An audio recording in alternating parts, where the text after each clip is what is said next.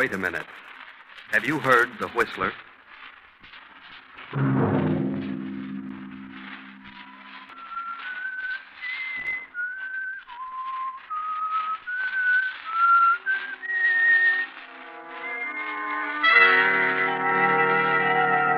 I'm the Whistler. No. Don't come near me. I didn't plan to kill you, no. That was John Hendricks. He waited for a chance to sell his soul to the devil. Money is not enough, John. Money is not enough.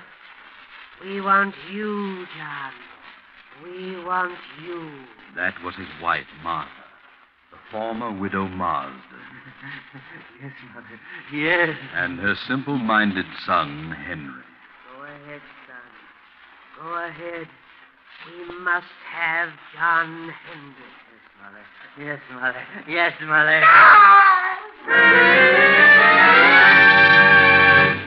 Tonight, CBS presents a new mystery series, The Whistler.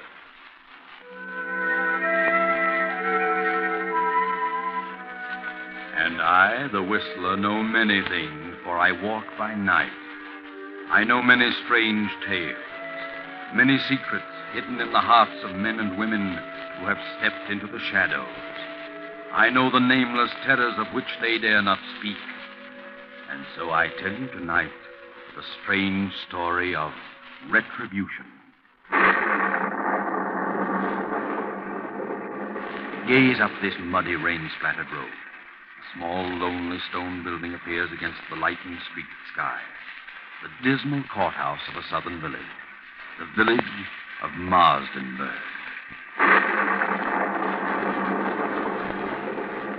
It is nearly midnight. A trial is in progress. A murder trial. John Hendricks is on trial for his life. The state versus Hendricks. Killed his wife and stepson. He killed his wife and her simple-minded son, Henry, for the $10,000 in cash she kept in her big house on the outskirts of town. Open the door.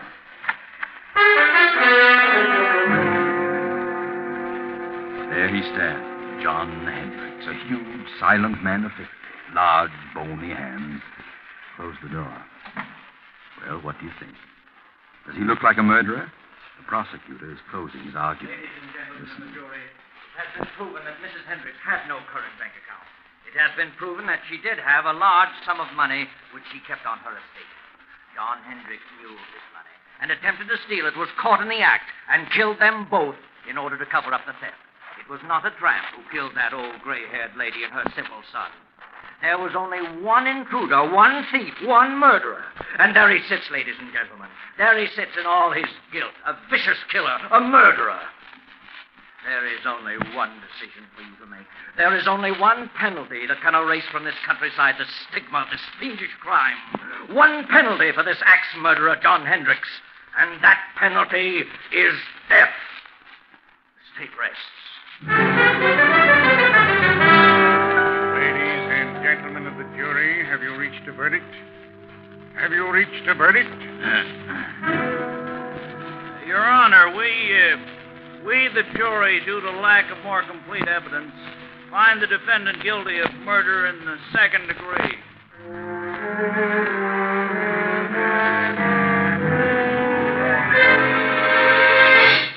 Second degree. Cheated death. You'll get life. Surprised? Of course you are. But it had to be. Yes, it had to be. I know. John Hendricks, stand up. Yes, John, stand up. Face the court. Watch him now. He's on the speed.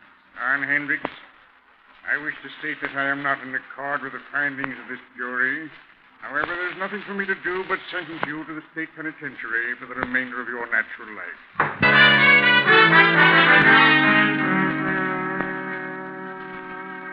Know where you are now?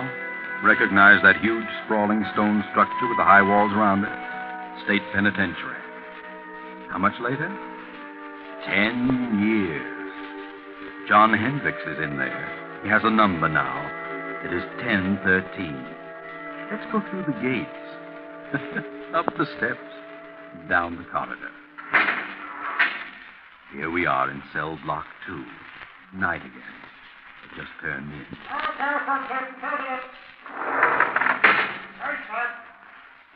This has been going on for 10 years for John Hendricks, 1013, and his cellmate Bill, 1014. Bill, 1014, is a gangster, or rather, he was. But he's changed during the 5 years he's been here. Bill has decided to go straight if he ever gets out, which is very doubtful. But he holds no resentment, has become more or less happy. Bill started reading here, philosophy and so forth. He's changed. But what about John Hendricks? Oh, no. Not Hendricks. Because he has a plan. He has a purpose. Move closer to the cell door and listen. All I got to say, Beale, is I think you're crazy enough to make the try with me. That's a matter of opinion, John. But it'll be simple. I got everything all set. It's all fixed. Not a chance of a slip-up. All fixed? Who with? Well, a friend of mine. Oh, I see. Crooked guard. Huh? No, he ain't a guard. Don't tell me you got it fixed with a warden. What difference does it make who it is so long as the whole thing is set and fixed? Well, you've got to have some help, inside or out. Oh, Hendricks, I think you're nuts. You're stir-crazy. I'm getting out of this place. I got a reason, a good reason. I got something waiting for me outside, something I can enjoy, something that belongs to me. I'm the only one that knows where it is, and I'm going out. You're in here for a good long time, Bev, and if you don't want to go with me, you can stay and rot. Look, Hendricks, I still think you're nuts. All right, what of it? I got the right dope, ain't I? And it'll work. Suppose it does. Suppose you find this money hidden away on the old lady's estate. What good will it do you? You killed her and her son to get it, didn't you? That's a lie. I didn't. Didn't kill anybody. I say you did. It ain't true, not a word of it. But I know where the money is. Okay, you can break out. You can have the money, but... Well, I've done a lot of reading and thinking since I've been here. Ah, you gone soft. Maybe so. But I know this much now. If I ever do get out, I'll do things a lot different. Believe me, Hendricks, I'll tread the straight and narrow. I've done a lot of things that I'm sure sorry for now. I can't undo them. But I won't do them again. No, sir, I'll do things different. Not the way I did them before. Ah, you just got religion, but it won't get you out. Maybe not, but I'm resigned. I got exactly what's coming to me. And believe me, Hendricks, so will you. So will you. If you break out, they'll have you back one way or another. You watch and see. Well, I'm going, so you watch and see. Watch and see.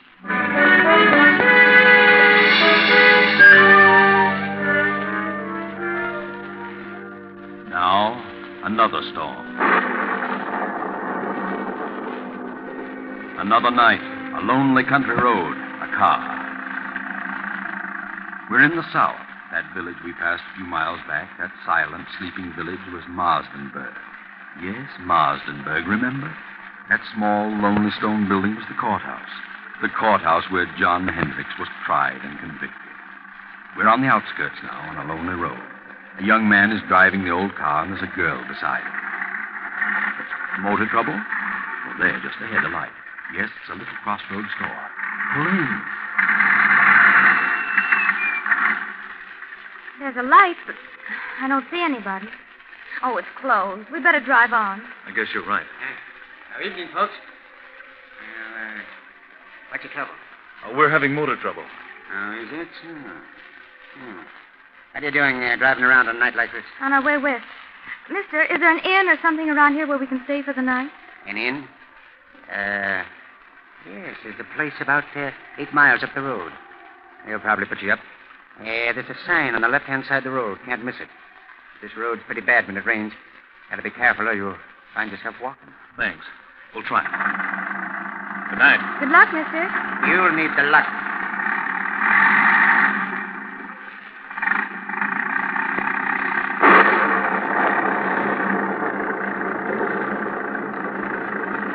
The storm is increasing now.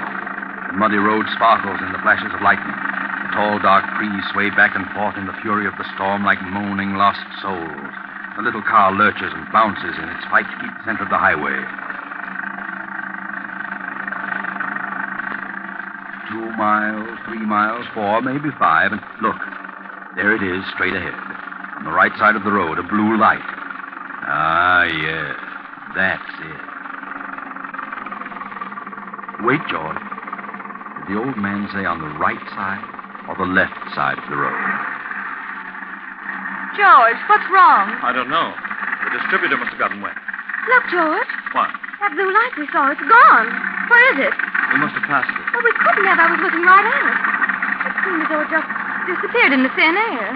I'd better turn in here. This motor won't last much longer. I guess so. I can't see a thing. No, Can you? it's certainly a desolate-looking place. There must be a house back in there. There it is. Look, there's a driveway. 20 feet ahead. Oh, yeah. Well, this motor's about to conk out. We'd better drive in and see what we can find. Yes. Drive in, George. You'll find something. That's right. Through the gate. Make the curve. Hurry. There goes a motor.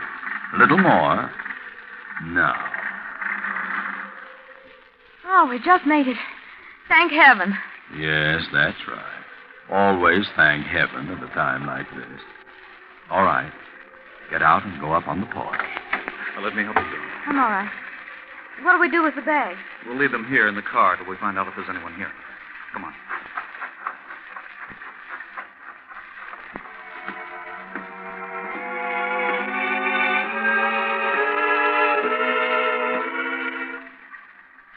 You see a bell? No. Can't see a thing. Gee, this place looks completely deserted. I don't think anyone lives here. I don't either. Let's go.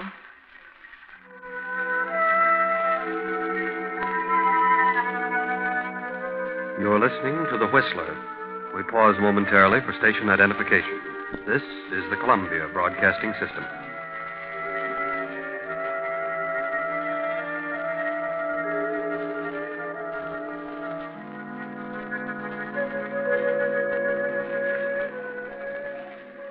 George, let's don't knock. I don't like this place. Let's go on. How with a dead motor? Where could we go? I'll knock. Well, all right. Ah, that's right. Knock, George. Knock. Go ahead. Louder. Again. We've got to have shelter. Yes, we can't stay in that car any longer. Can we? No. Afraid not. Here it comes. Now you're on your own, George. On your own. There is someone. Yes? Oh. Good evening. What is it? Well, you see, our car... Yes, our car stalled. And we can't go any farther, and it's such a terrible night out that we thought we could stop here for the evening. Stop here? Why, yes, we saw your light and... Light? What light? Why, the little neon out in front. There is no light. Well, have you a room? Yes, there is a room. Well, could we come in? I mean, it's awfully wet out here. You may come in if you wish. Oh, thank you. Well, this is quite a relief. We were afraid you'd closed up for the night, especially when all the lights were out. Are the lights out? Yes, you see. Huh? Of course the lights are out. Oh, I didn't know. You do take tourists. Do we? Oh, yes, that's what they told us. Who told you? Well, the old man at the little store back at the crossroads. Little store? Yes, at the crossroad about 5 miles back. You know where the crossroad is, don't you? There is no store at the crossroads. There isn't? No. I see. Look, madam, would you mind turning on the lights? I can't see a thing. We have no lights here. No lights? Give me a flashlight, Jim. She means there's no electricity. No. There is no light here. Well, throw the flash around. There must be a lamp. No. Don't make a light. We see well in the dark. We? Who's we? Is there someone else in the house? My son. Oh, he's going to bed? No. He is standing beside you. Beside who? You. Son. Yes, Mother? Oh! Gee, give me that flashlight. Got it. You got it. Oh, yeah. How long have you been standing there, Bub? Since you came in. Is that so? Well, I didn't see you. You make a noise like a spook. Who are you? What is your name? George Kimball. This is my wife, Joan. We're on our way west with travelers. Travelers? So are we. What? Quiet, son. Quiet. No, let him talk. He's quiet enough. How long have you folks been living here? We lived here all our lives. Say, how about closing the door? Is the door open? Why, of course it's... What? George! Now, take it easy, Joan. Don't get excited. Oh, look, madam, there's a candle on that table over there by the fireplace. Is there? Yes, and if you don't mind, I'm going to light it. Please don't. Oh, wait a minute. If you want us to stay here, we insist that we have some light. You want us to stay here, don't you? Do we, son? Yes, Mother. What are you looking at me for? Yes, Mother. Without light? Yes, Mother. George, let's go. I don't want to stay here tonight. This place doesn't look good to me. There has been no good here for many years. You see what I mean, George? I don't get it. You don't seem to want us, yet your son does. How do you make any money that way? We don't make money. You don't? You mean you haven't had any guests lately? No, not for many years. Well, you can't expect any if you act like this. But we do expect a guest. Don't we, son? Yes, Mother. Well, he certainly has a surprise coming. Yes, he has. How many rooms have you? There are many rooms, but only one. Only one? That doesn't make sense. What do you mean? Only one for guests. You mean only one equipped? Yes. Well, then if you've got it reserved for this guest you expect, what are we going to do? There is an inn farther along the road. They have rooms. They will take care of you. It will be best for us. Our distributor got wet, so our car won't run. Where is your car? Right there at the foot of the steps. I see no car. You don't? Why, it's standing right... Joan. George, where is it? It's gone. Holy smoke, it is gone. But where? How? I didn't hear a sound. It must have rolled ahead. Well, throw your light around. Not a sign of it. Say, what goes on here? Son. Yes, Mother. You move the car. Yes, Mother. I understand, son. I understand. Wait a minute. Your son moved it? How could he? The motor won't even run. And even if it would, we didn't hear a sound. No sound. How did you move it? I don't know. Oh, that's a fine thing. Here we are in a place where they don't want us and no way of leaving. Well, you've got us on your hands now. You'll have to make the best of it. No, George, no. We'll leave. Nonsense. This is all silly. Come on, let's have some light and cut out the monkey business. Wait. Son, what have we decided? Yes, Mother. We decided yes. Very well. If you wish. If you wish, you may stay. Stay until... Until when? All night? Yes, Mother. If you wish. Oh, that's better. That's more like it. Now I'll light this candle. There we are. George, look. Well, look at the dust and the cobwebs. This place looks deserted, like an old cellar. Well, how about the room? Do we get it, or the guests are expecting it? There is another room that will do, perhaps. Well, could we see it? Yes. And by the way, how much do you charge? We charge nothing. You charge nothing. Nothing. Sounds silly, but it's right for us. We're running short anyway. Well, let's see the room. Very well. It is upstairs. After you, madam. No. You go first. Very well. Come on, Joe. Bring that other candle. Come, son. Follow me. Yes, Mother. I never saw so much dust. Well, they must like it. You know, nice, clean dust. That room at the head of the stairs. Why, this room was well furnished. Is this the room reserved for your expected guest? No. But you said you had only one room furnished. Who sleeps here? I stay here now. I see. Or do I? It's a nice, soft bed. It was always comfortable. We'll leave you now. Come, son. We must leave them alone now. Yes, Mother.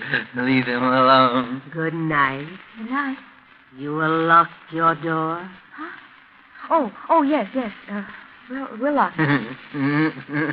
Goodbye. Say, did she say good night or goodbye? I don't know. I thought she said... She did say goodbye. Golly, what a screwy outfit. I wish we hadn't had car trouble. That's what we get for trying to drive in this storm. How much money have we left? Not much. Just enough to get to Los Angeles the way I figure. Once I get there, I know there'll be a job for me. We'll make it, don't worry. You'll see me in a nice job in Hollywood. I'm not worried about seeing you in Hollywood. No? No. I'm just worried about seeing you in the morning.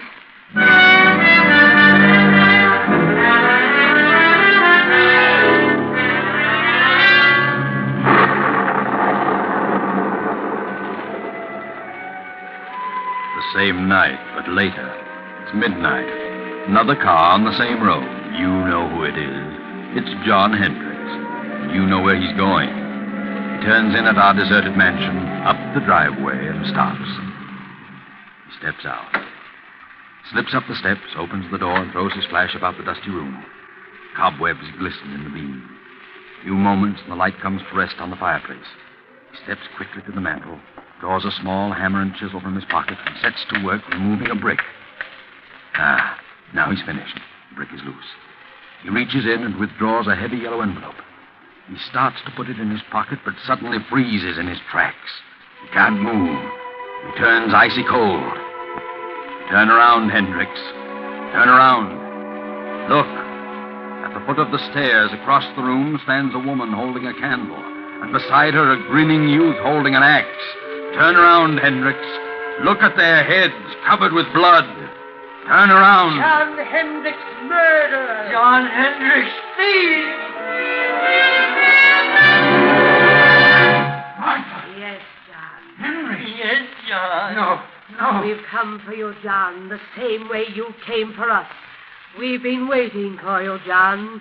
We knew you'd come back for the money. We've been waiting. We've come to take you, John. No. Please don't come near me. Please. You must suffer, John, as we have suffered. I've suffered. Not enough, John. Not enough. I didn't mean to do it. I didn't plan to kill you.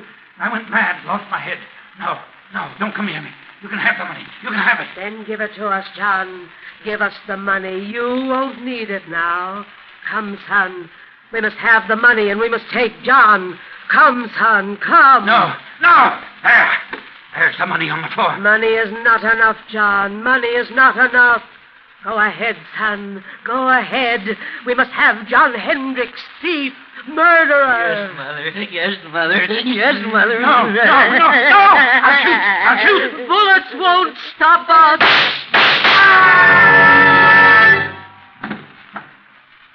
Good Lord, George. What was that? I heard a scream. Downstairs. So did I. And shots. I'll open the door. It must have been downstairs. I don't see a thing. Here's your flashlight. Great Scott. Look. A man down there on the floor. Come on.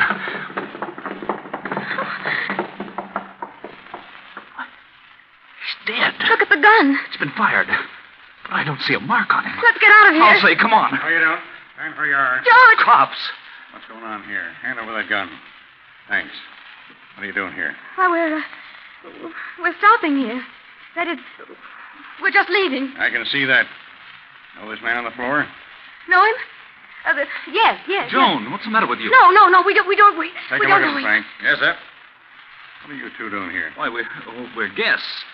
Yes, we're both guests. Guests? Who's guests? Why, guests, lodgers, tourists, guests of the old lady. What old lady? The old lady that lives here, the old lady and her son. You'll have to cook up a better one than that. What do you mean? Drive here? Where's your car? The son took it. Son, old lady, what are you talking about? They live here. They said they owned this place. We had motor trouble, and they put us up for the night. What about him, Frank? Well, he isn't dead, breathing. Looks like he had a stroke or something. It's him, all right. John Hendricks. Take a look around. See if there's anyone else here. Yes, sir. What's your name? George Kimball. This is my wife. We're on our way to California. Do you know who this man is? Certainly. We've been on his trail. He's an escaped convict. This your gun? No, sir. Did he shoot at you? No, sir. You shoot at him? This gun's been fired, and we heard shots as we turned in the driveway. Not a sight of anyone, sir. Nothing but dust and cobwebs. Look, Campbell, you said there was an old lady and her son here. Sure. They were here all evening. They're not here now. Well, they let us in and showed us to our room. They certainly were here. What did the old lady look like? Well, she had gray hair, wore a house dress and an apron. What did the boy look like? He was a big kid, about 20. Had a round, rosy face, and I think... Well, in fact, I know he was kind of simple-minded. He had a strange laugh, and he had red hair. Well, I'll be darned. What do you think of that, Frank? Golly, gives me the creeps. Why so? Do you know who you've just described? No. The old lady and her son who used to live here. Used to live here? Yeah. They were murdered here 10 years ago. What? Murdered? Sure. This man on the floor was her husband, the boy's stepfather. He was tried for killing them with an axe and stealing her money and bonds. He got off at second degree because of lack of evidence. He escaped a week ago and headed this way. We've been on his trail ever since he entered this county. So you see, Kimball, if there was anybody else here tonight, it must have been a figment of your imagination. This house has been deserted for 10 years. Oh, George. Good Lord. Look, Sergeant. Found this envelope on the back doorstep. It's the money. Well, what do you know? The money and the bonds. Old Martha Hendricks' money. That's why Hendricks came here. But where did they go? The old lady? No place. Because they weren't here, Kimball. Well, better get them out of here and back to headquarters. Oh, wait a minute. Don't leave us. We won't. You're coming along, too. Why? We need you for a day or two. All right, let's get going, Frank. Come on. But where did they go? We saw them. I know they were here. Well, you certainly described them to a T, but don't worry too much about it, you know. Things like this can drive you nuts. You know what I mean? Things like this sometimes just happen. You know what I mean? No. Well, oh, come on, let's go before I get the heebie-jeebies. What did he say? Things like this just sometimes happen? Just happen? Well, sometimes they do and can't be explained. But not this time. Oh, no, not this time. This can be explained. Remember John Hendricks' cellmate Bill number 1014? He can explain. He knows all about it because he planned it. Bill wanted the money. He'd learned all the dope from Hendricks. He sent his pals, the phony spooks, made up like the old lady and her son, to grab the money when Hendricks recovered it. Too bad they dropped it in their hurry to get away. Bill didn't want to hurt John. He wanted to scare him out of it. Remember? Bill 1014 had changed. He said he'd never do things the way he'd done them before. And he didn't. Bill meant what he said. Good night.